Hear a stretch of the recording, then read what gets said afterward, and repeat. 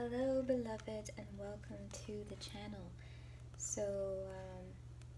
Picking up some energy today about some questions about a relationship. So, I've gone to my deck and asked the question, should you stay in this relationship? And the first card that came out was the devil. Now I know what you're thinking. This card immediately invokes the imagery of the devil, something unhealthy in your life, someone perhaps unhealthy in your life who maybe seems like a devil to you. I get that. But this is not what the intended meaning of this card is. You can see that it says obsession down there at the bottom. So the devil card is really about addiction, depression, mental health, kind of secrecy, obsession, the kind of unhealthy dependence that you can have sometimes in your life. And yes, it can sometimes be connected to a person. So I'm feeling like there's a lot of obsession around this person, someone you can't seem to get out of your mind, someone who just takes over your entire thoughts all day, from the moment you wake up to the moment you go to sleep, and they're even in your dreams, and they're in every TV show you watch, and they're in every song you hear, and you move through your life, and you're working, and you're completing your chores, and you're doing everything that you need to do, but that person is just always there in the background, in the back of your mind, or even in the front of your mind, right? You're having trouble escaping, you're having trouble feeling free.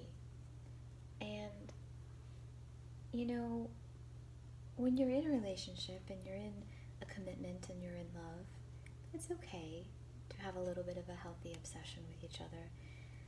But you know, sometimes it can take over, and sometimes it can impede you from doing things that you really need to do in your life, and from becoming the person that you are intended to be, and from becoming all that you are slated to become in this world and in this life, in this go around. So to me, this card is saying, let go, pull back a little, release a little. So maybe you're not supposed to be with this person that you're thinking of. Maybe right now isn't the best time. Maybe right now is not perfect for you both. I mean, not that perfection truly exists. Perfection is an illusion. But I'm feeling like if you're in that place where they just sort of take over your whole mind, and you feel like you can't escape, and you feel tied to constant thoughts of them over and over in your mind, maybe this is a sign. Maybe this is a sign to pull back a little, to get a little space, a little distance, a little healing energy for you and yourself. Time to pour into you, because you can never be anything to anybody if you aren't first loving and caring for yourself. So if that's you, then go ahead and hear this message. It's time for you to focus on you, okay? And it doesn't mean that you have to break up with somebody and walk away from a person if it's somebody that you feel compelled to be with. That's not what I'm saying. But if it's something that is taking over your mind and making your energy restless and interfering with you becoming and being the light, happy, joyful, loving person that you are meant to be, then I need to say less, right? I think you know what the answer would be. Okay, so the next card we got is the Nine of Pentacles. The Nine of Pentacles in tarot can stand for discipline, self-reliance, and refinement. So that's very interesting. When we're going from the Devil card, talking about obsession, maybe unhealthy obsession, maybe a kind of dependency or addiction, and then right into the Nine of Pentacles, standing for discipline and self-reliance. And you see at the bottom of that card, it also says comfort. So, yeah, there's a comfort in being able to rely on yourself, in being disciplined enough to take care of yourself and your business, to really be there for yourself, right? That's a skill that not everybody has mastered. That's a skill that could get you far in life. I mean, I always say we come to this world to interact with each other and to learn to love each other and to learn things from each other.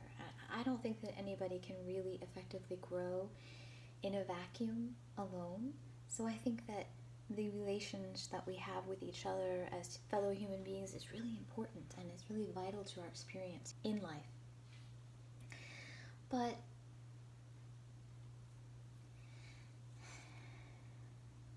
there's something to be said about learning how to rely on yourself and not feeling like you always have to depend on someone outside of yourself, to know that you have the strength within to do what you have to do. You have the love within to love yourself the way you need to be loved. You have the power within to be and do and become whatever it is you want or need to be for yourself and then for others. You start within. You fill yourself up. You love yourself. You learn about your self-confidence and your self-confidence, your self-concept, and you learn to love yourself wholly and completely. And when you learn that, it spills over naturally, and you begin to love other people outside of yourself the same way. And that is so crucial and so important, and it's this huge step that I feel like so much of humanity misses. You know, we're so used to going outside of ourselves and looking for validation from other people and looking for others to help us and support us and help prop us up, and that's normal, that's natural. You know, we're social creatures and we do depend on each other, and there's nothing wrong with that. But the gift of self-reliance, the gift of self-comforting, that is a beautiful thing. Next up, we have the Fool. The Fool is kind of like this blank slate. I mean, if you look at him there, he is packed up and ready for a journey, right? So we're moving from an unhealthy obsession to the comfort of self-reliability, and we are going on a journey of change. Now, I don't know you. I don't know what your journey is going to entail. I don't know what changes you're going to find. But I know you're going to find them. And I know you're going to enjoy it. And it's going to be beautiful. This journey is going to help shape you into becoming more of what you're meant to be. So already I'm seeing that this is a beautiful reading and a beautiful journey across the cards already. So then, we've got the Ace of Cups. And that's going to be the central card of our 7 cards. So that is beautiful. The Ace of Cups is about fulfillment. It's about receiving everything that you were hoping to receive, that you are expecting to receive, that you are wishing to receive. So whatever journey you're on, whatever you begin to release, it's going to have beautiful after effects. It's going to have a beautiful result for you. Because you're going to be developing even more strength, even more bravery. And you're going to be listening to your inner voice. You're going to become that beautiful, powerful being that you are inside, that you were always meant to be, that you always have been. And then, la pièce de résistance. we have the Judgment card. Judgment points to freedom. Freedom from those inner conflicts and those struggles that you've been facing. The addictions, the confusions. It culminates in some beautiful release. It's very obvious.